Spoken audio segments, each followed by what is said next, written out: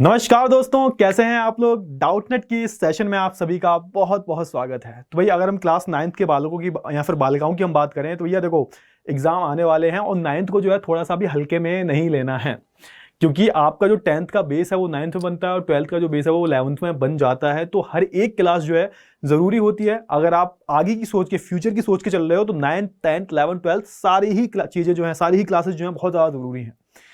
मैंने देखा है कि बच्चे जो होते हैं 9th को लेकर इतना ज्यादा सीरियस नहीं होते, लेकिन ये ना उनके लाइफ की सबसे बड़ी गलती होती है ना, क्योंकि उन्हें ऐसा लगता है कि ना कि 9th बोर्ड्स नहीं है, 9th के जो मार्क्स है वो मैटर नहीं करते। तो मार्क्स तो 10th के भी मैटर नहीं करते और मार्क्स तो 12th के भी मैटर नहीं करते। कौन पूछेगा आज से 10 साल बाद, 12 साल बाद, 15 साल बाद जब आपकी अच्छी जॉब लग जाएगी, आप लाइफ में सेट हो जाओगे, तो कौन पूछने वाला है। आपके बोर्ड्स के मार्क्स भी कोई नहीं पूछेगा।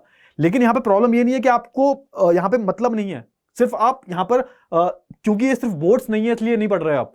मतलब ये है कि यहां पर आप इसे तवज्जो नहीं दे रहे।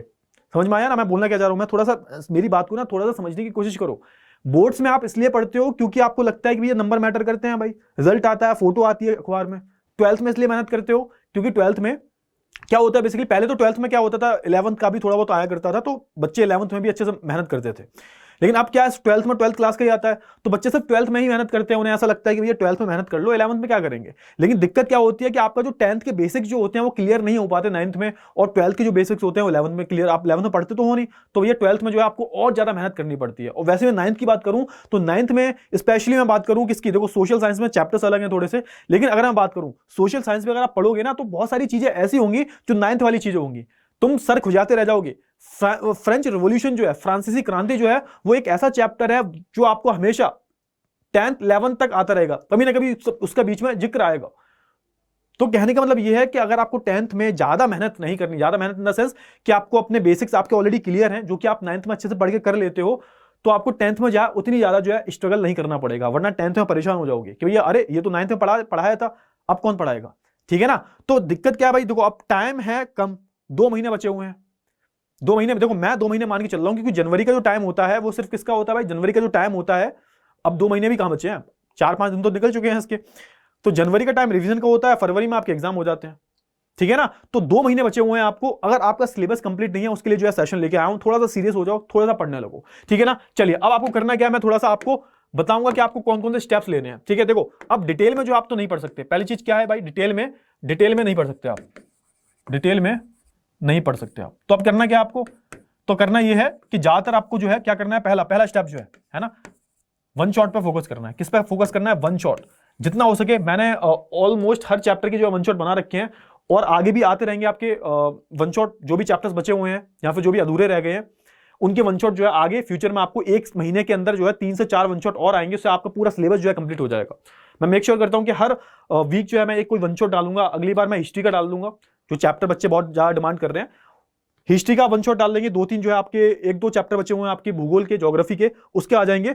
तो आने वाले 1 महीने में जो है मैं 9th के जितने भी वन शॉट है वो सारे आपको देने वाला हूं। ठीक है ना। तो देखो हर चीज का जो है वन शॉट लो। अब मैं कहता हूं साइंस का, मैथ्स में प्रैक्टिस जितनी करो उतनी कर लो, लेकिन हाँ जो थ्योरेटिकल सब्जेक्ट्स हैं उनके वन शॉट लो। प्लस क्या करना है, प्लस कुछ एक्स्ट्रा नहीं भागना, प्लस क्वेश्चंस की प्रैक्टिस करनी है, क्योंकि देखो स्कूल वाले पेपर बनाते हैं तो ज्यादा टफ नहीं बनाते, है ना, ज्यादा टफ नहीं बनाते।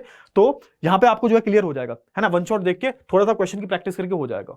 हाँ ये बात कर रहा हूं मैं किसकी भाई, ये बात कर रहा हूं मैं एसएसटी की, इंग्लिश की और बायो की, है ना, ये थ्योरेटिकल सब्जेक्ट्स हैं।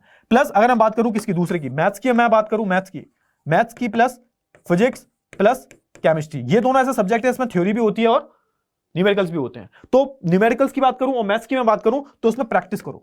प्रैक्टिस कौन सी करनी है, कौन सी प्रैक्टिस करनी है आपको प्रैक्टिस करनी है आपकी जो एनसीईआरटी के क्वेश्चंस हैं वो प्रैक्टिस करने हैं, आपकी जो भी बुक है उससे प्रैक्टिस करनी है। क्योंकि देखो ऐसा तो है नहीं प्रीवियस ईयर क्वेश्चंस की प्रैक्टिस करोगे, 9th में कोई प्रीवियस ईयर होते नहीं है, लेकिन हाँ आपको जो है यहां पर फालतू का नहीं करना। बस हाँ प्रैक्टिस भी कैसे करनी है, थोड़ी स्मार्ट तरीके से करनी है। मतलब एक ही वैरायटी के क्वेश्चन नहीं करते रहना, आपको जितनी भी उस चैप्टर से जितनी भी वैरायटी है, हर क्वेश्चंस की वैरायटी होती है, देखो है ना, जैसे हर चैप्टर में क्वेश्चंस की वैरायटी होती है। मैं कहता हूं एक चैप्टर से, कोई भी चैप्टर मान के चलो ट्रिग्नोमेट्री है, पोलिनोमियल वगैरह जो भी है आपका, तो उससे मैं मान के चलो एक चैप्टर से 10 क्वेश्चंस की वैरायटी है, तो आपको क्या करना है भाई, हर एक वैरायटी का 2 क्वेश्चन कर लेने हैं। प्लस कितने हो जाएंगे, 2 अगर इंटू 2 करोगे तो 20, मतलब 10 वैरायटी है तो 20 क्वेश्चंस की प्रैक्टिस कर लो, क्योंकि आपको सिलेबस कंप्लीट करना है ना।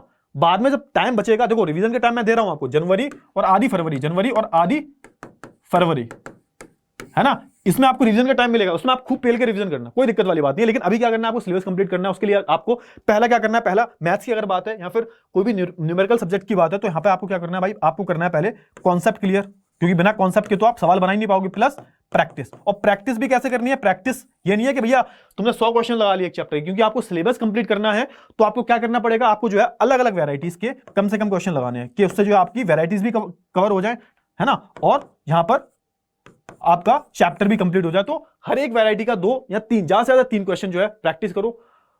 30 क्वेश्चन हो जाएंगे अगर 3 कर रहे हो हर एक वैरायटी से, तो उससे क्या होगा, उससे जो आपकी प्रैक्टिस बहुत ज्यादा हो जाएगी। ठीक है, अच्छा अब हम बात कर लेते हैं किसकी, फिजिक्स प्लस केमिस्ट्री की। तो उसमें भी वही सीन है कि जो न्यूमेरिकल्स हैं उनको अच्छे से याद करो, न्यूमेरिकल्स को याद इन द सेंस उनके कॉन्सेप्ट क्लियर करो, और उनकी भी जो वैरायटीज हैं, जो भी क्वेश्चंस की वैरायटीज बन सकती हैं, उनकी प्रैक्टिस करो, ना कि एक ही वैरायटी के 10-20 क्वेश्चन कर लोगे आप। उसके लिए आपको आगे टाइम मिलेगा तो आगे कर सकते हो, क्योंकि समय बहुत कम है। समझ में आया इतना, आई होप आपको जो है क्लियर हो गया होगा। तो आपको यही जो स्टेप्स हैं वो फॉलो करने हैं, क्योंकि तो अभी ज्यादा टाइम बचा नहीं है। अगर आप वन शॉट पर फोकस करते हो तो होता क्या है, वन शॉट से थोड़ा सा आपको पूरे चैप्टर की क्लियर नॉलेज हो जाती है। मैं कहता हूं वन शॉट में डिटेल में नहीं होता, बहुत सारे टीचर जो है डिटेल में करवाते हैं, मैंने वैसे पूरा डिटेल में करवाया। अगर आप मेरे लेक्चर ले रहे हो तो मैंने एक एक चीज जो है डिटेल में करवाई है, वो आप जो है लेक्चर ले सकते हो वन शॉट के। सारी लेक्चर जो है बहुत ही प्यारे लेक्चर्स हैं, उनको लेके आपको सिर्फ और सिर्फ जो है प्रैक्टिस करनी है। अच्छा अब ये तो हो गई एक चीज, आपको पढ़ना कैसे है बताया मैंने, आपको पढ़ना कैसे है ये मैंने जो है आपको बताया है। ठीक है, अब यहां पर आपको क्या करना पड़ेगा, एक चीज और करनी पड़ेगी, वो है बहुत ही जरूरी है, और वो आप ही खुद करोगे, वो है भाई टाइम टेबल। क्या है भाई, टाइम टेबल। अब टाइम टेबल सारे बच्चों के लिए सेम होगा नहीं, है ना। बहुत सारे जो टीचर्स हैं, बहुत सारे जो यूट्यूबर हैं, बेसिकली वो लाते रहते हैं कि भाई टाइम टेबल ऐसा होना चाहिए, ऐसा होना चाहिए, ऐसा होना चाहिए। लेकिन मैं मानता हूं कि टाइम टेबल जो आपको ठीक लगे, जो आपको ठीक लगे। मैं ऐसा क्यों बोलता हूं, क्यों, देखो मेरे को जो है हजारों बच्चे देखेंगे, है ना। अब हजारों में से कईयों के भाई 3 से 4 बार रिवीजन हो भी गए होंगे अभी, जो टॉपर टाइप के होंगे। अब उनके लिए कोई दूसरा तरह का टाइम टेबल काम करेगा।